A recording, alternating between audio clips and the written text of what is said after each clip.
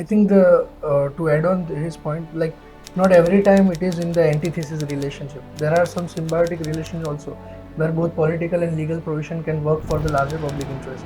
So there have been many instances where even the political pressure, like political demand and the legal provisions have worked together for the larger public.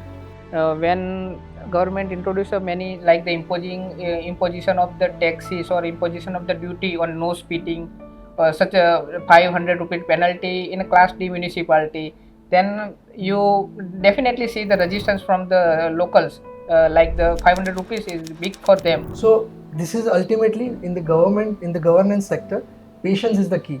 You have to be patient because big reforms may take some time. And in the 21st century, in the digital era, we need to focus on the digital governance. And it is also said that a journey of 1,000 miles begins Yes. with the first step.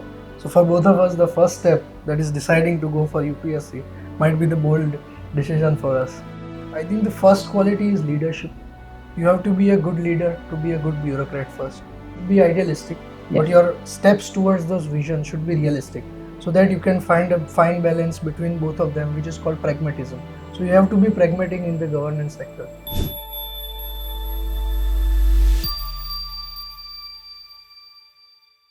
Greetings and welcome to the Secretariat. We are pleased to have invited the newest bunch of UPSC toppers in Gujarat. It's nice to have you here today. We have with us Mr. Smith Panchal and Mr. Ankit Wania. Both study here at the Sardar Patel Institute of Public Administration. It's a pleasure, gentlemen. Thanks. So, you must have handled some point in life where you had to decide between a personal gain and, let's say, an ethical responsibility. How did you handle that time? I think shortly we are entering a public life, so this will be an eternal question to balance between this dilemma. And while even in the student phase, we face this dilemma that whether to balance between the personal pleasure and the ethical responsibility to diligently study. Although I have very less public experience in this regard, I think Ankit Bhai has worked in the public sphere, so he has some experiences to share on this. Okay. If I have to think upon it, when I work as a municipal chief officer in one of the municipality, we know that the urban local government are runs in a limited financial resources. They face a fiscal challenges. So I was posted in one of the class D municipality, which similarly faces such a constraint. So uh, I used to do a simple thing like we are short on the financial resources. So first of all, I approve the salary of our sanitation worker or other workers of the class 3. Then I used to give approve the salary of the permanent employee of municipality, and lastly, I withdraw my salary because of the financial story. Sometimes we have to manage such a situation. So I think it is very short example, but may it apt in such a situation. I think the selflessness part that he mentioned, that will be the yardstick of our behavior in the future course also. Okay. In the future, as you begin your career, you will find a lot of pressing problems come towards you. According to you, what is the most pressing problem that marginalized communities face, and what would you want to do towards it? I think in the broad-based terms, two problems that are eminent to the marginalized community. One is regarding the health, and second is regarding education, quality education. Health, if I may quote, then particularly the tribal community is facing with the health problems like sickle cell anemia. So in that regard, more awareness is required and more channelized efforts needs to be done in that regard, because healthy people is necessary for the overall growth of the society and the country. And the second is quality education as such. I think government has done eminent efforts, but it needs to be sent to the grassroots levels. I'm trying to work more on the education and health part. These are the two issues that the marginalized communities face a lot. Yes, similarly, I also think that the most pressing challenges the marginal community face are the health and education. I work as a senior clerk also in one of the tribal belt of Gujarat, that is Chota Udeipur district, where I see such problems. Uh, the migration issue in the middle Gujarat that led to the educational challenges to of their children. So yes, there are many steps taken by the government of India and the Gujarat, like the Eklavya model residential schools, model schools, ashram shalas.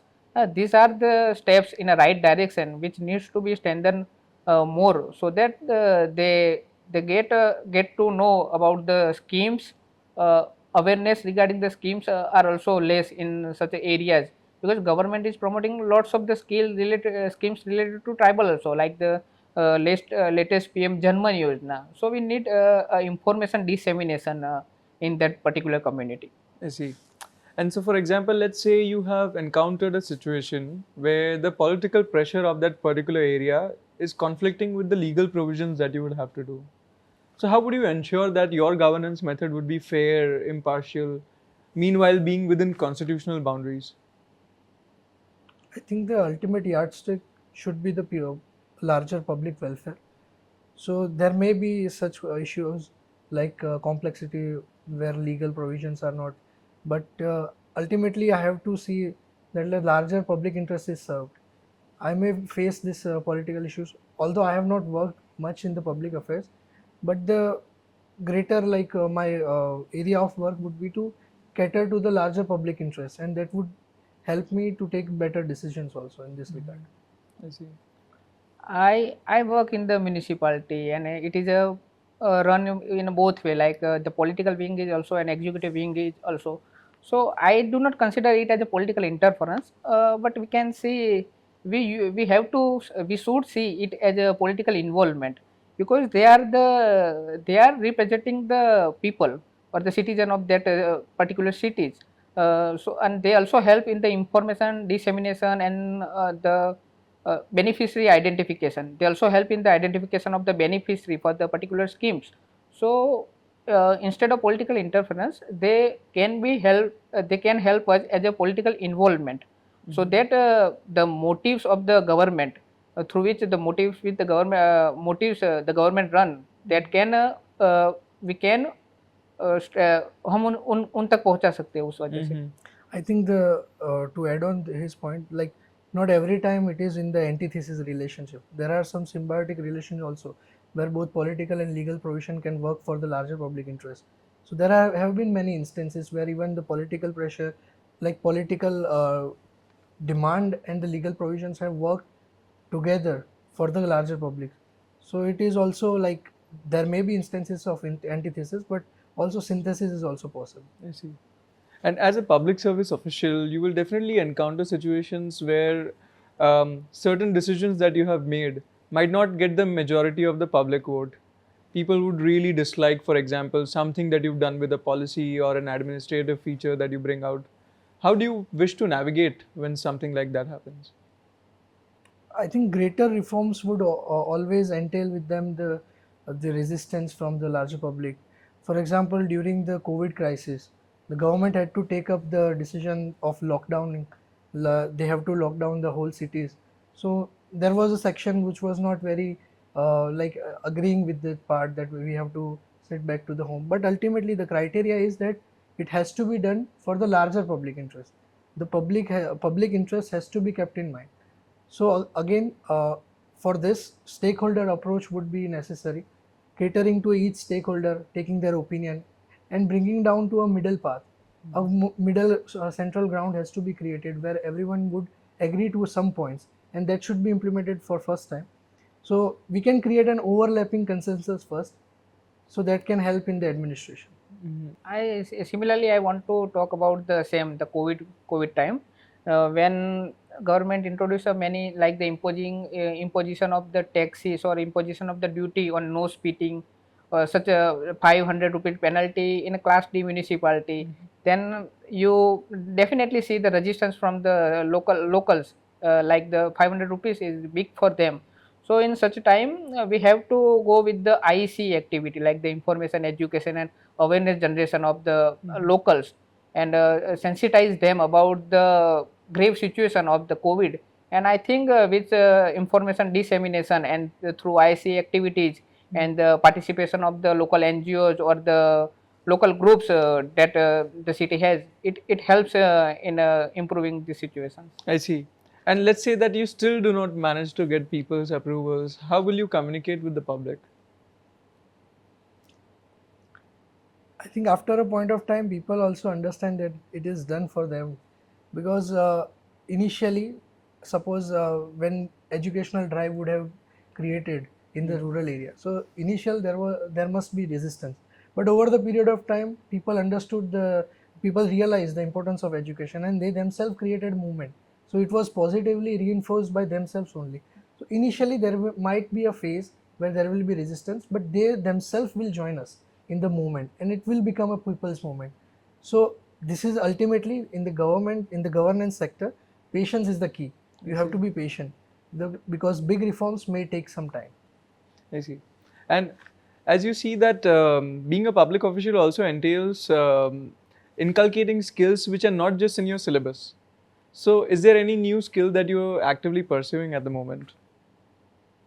I think the biggest skill that I am learning right now is the communication skill. Yes. Because while we are preparing, we are sitting silent in the library, sitting day and night, and we never realize that there will be a time that we have to continuously speak with public speak, have to entail into public speaking, and we have to interact so much.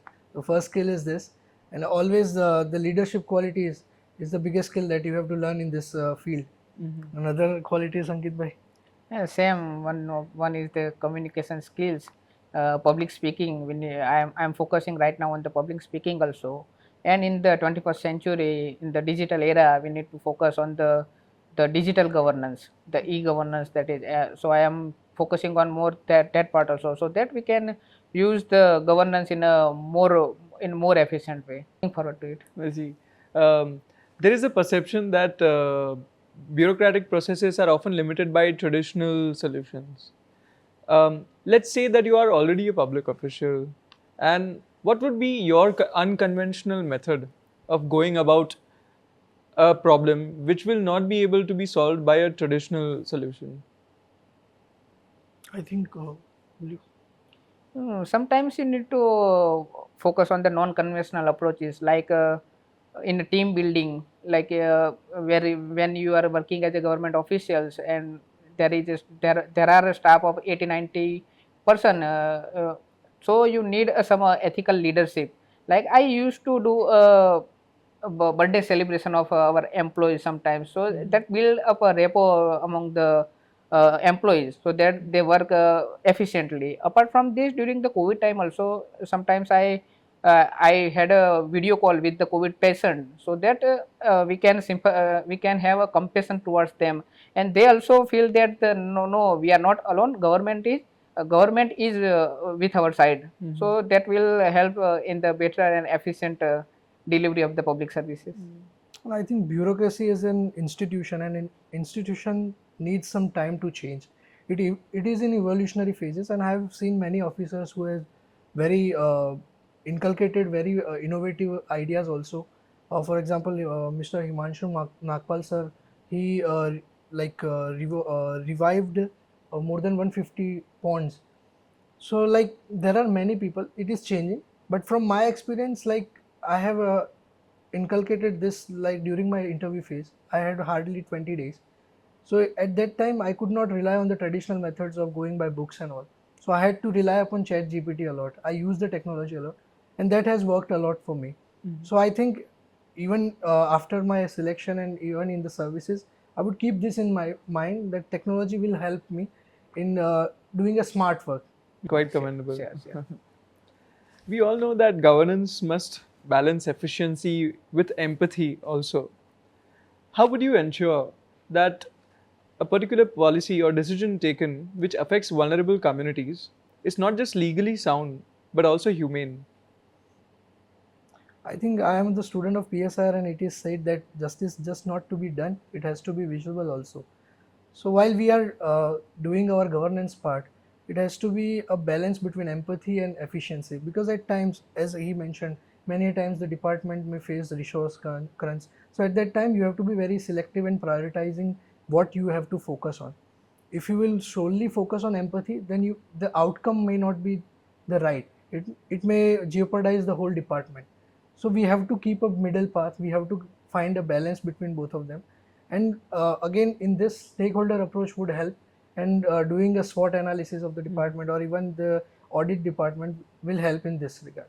Yes, I think on similar line that the civil servant must or has to walk on the tightrope between the efficiency and the empathy, while the identification of the beneficiary in the for giving a particular scheme, the benefit of the schemes, that you need to focus on uh, the condition of a person with which the rules and norms that are prescribed through the particular schemes. So yes, we have to manage on this, but as I earlier said that with the local participation of the local politicians or the corporates or with them, we can strike a balance between where we can find a more efficient and the actual beneficiary of the schemes, and we can give them a benefit. Then it will be a good decision. I see. You must have heard a lot about different IAS officers, IFS officers, all civil servants. You must look up to a lot of them as well. What have you considered yourself as? What are the qualities that you describe for yourself that you want to take with you through your journey of this career of public service? I think the first quality is leadership. You have to be a good leader to be a good bureaucrat first, because you have to lead the whole district or whole lot of a bunch of people is following you. First is leadership. Second is empathy is very necessary. You have to understand the sentiment of people also. And third would be integrity, being true to myself, also being true to my work. This would be my three qualities that I will pursue in my career. And you, sir? Firstly, the integrity. We need to focus on the integrity also. Secondly, the accountability, taking the ownership of your decision. That any decision you have take, then you need to focus. You need to take ownership of the decisions. Apart from this, the compassion. You need to the empathy and the compassion. You should showcase empathy and compassion. And I used to be I used to have these qualities in me throughout my journey from schooling to education, and from coming from such a lower middle class background. So I think this quality will help me in future also, in at wherever I represent the country at international level or at national level. It is widely agreed that resilience is a very core part of a public servant.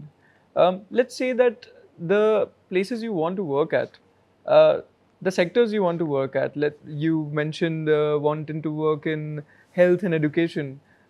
What if your sectors do not get enough funding that you require? How would you navigate through that maze? I think this is very realistic situation that can be faced by me in future also. And this is a situation faced by many bureaucrats. So following their steps, I can try to get funding from NGOs, and I can try to create awareness, because when the movement is created among the people, when it becomes people's movement, then you do not have to worry about the funding and all. People will take care of themselves also. So like taking the NGOs into account, increasing the awareness that this may help you in many other ways as well, plus raising the request to the higher officials also may help me in finding through this tightrope of funding crunch. I see. And you, sir? No, I think this question is more up to the Indian Administrative Service, where they have to manage with the funds and all this. We have a very as per my knowledge, the IFS officer have a certain rules and guidelines, and in which manner they are working. So I'm not able to comprehend the things right now, but as I learn about these services, then I will be able to answer on such questions. I see. You also have to walk a tightrope between idealism and realism when it comes to governance. What is a scenario, or what is your behavior in a scenario where you encounter that it is impossible to have the best possible solution in this scenario, but you're trying to do with whatever limited resources that you have? How would you walk that line? Yes, look, the public sentiment is always about the idealism, but the civil servants needs to find the solution on the basis of the realism. Yes, we need to focus on the idealistic part first. Like we have to go for the 100% gross and enrollment ratio, 0% poverty, and schemes will be designed in such a manners. But there are the lot of the practical challenges are there when you go on. Go with the particular schemes, like if I have to give example, like when I'm working as a municipal chief officer, the scheme that called PM Swanidhi was implemented at that time, and my municipal commissioner sir gave me the target of around 450% you have to enroll in PM Swanidhi scheme. And if you look at the population of that class D municipality, you will hardly found 200 or 300 street vendors in such a locality. But I do not say no to the sir. It looks that I am denying their orders, or I'm not obeying their orders. So I just go with whatever resources I have, and I just implemented this scheme with fullest ability and with the full employee support. But when sir realized that yes, you have done a wonderful job, that around getting beneficiary like 200 or 250 in such a municipality is a commendable stuff and commendable work. Then they appreciated me and they said me, I just gave this number so that you maximize your inputs in this direction. So yes, we have to work with the idealism, but we have to focus on the realistic part also. I think in this regard, like your vision should be idealistic, but your steps towards those visions should be realistic, so that you can find a fine balance between both of them, which is called pragmatism. So you have to be pragmatic in the governance sector. So this would be the way forward. Okay. Thank you so much, Mr. Panchal, Mr. Vania, for such an insightful discussion. We respect your commitment to the National Civil Services and all the best for your career trajectory. It seems to be quite fulfilling as of now. Thank you so much. With that, we conclude our discourse right here. And if you like such content about governance, policy, bureaucracy, you can keep updated by hitting the like, share, and subscribe buttons on this video. Thank you so much for joining us today. Bye.